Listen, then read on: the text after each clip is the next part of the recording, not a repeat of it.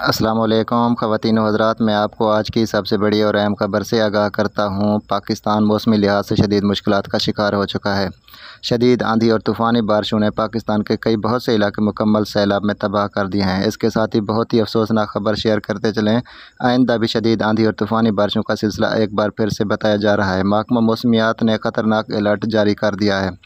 तो दोस्तों, हम आपको इस बारे में मुकम्मल तफसील से आगाह करते हैं कि किन किन इलाकों में ख़तरे की घंटी बज चुकी है। इससे पहले दोस्तों, आपने इस वीडियो को आखिर तक लाजमी देखना है और इस चैनल को सब्सक्राइब कर दें और साथ खड़े बेल आइकन को प्रेस कर दें ताकि इस तरह की वीडियो आपको बर वक्त बआसानी मिलती रहे। तो जी हाँ दोस्तों, इस वक्त कराची समेत पूरे सिंध में आइंदा 24 घंटों में शदीद बारिश होने के इम्कानात हैं। इसके साथ ही जनूबी पंजाब के कई इलाके जो पहले से शदीद सैलाब की ज़द में हैं, ताज़ा तरीन रिपोर्ट के मुताबिक राजनपुर, डीजी खान, तौसा, मुल्तान और इसके साथ ही बलूचिस्तान के कई इलाके, डेरा इस्माइल खान, झलमगसी और डेरा बुगटी और क्वेटा में मज़ीद बारिश होने के इम्कानात हैं जो ख़तरनाक साबित हो सकते हैं।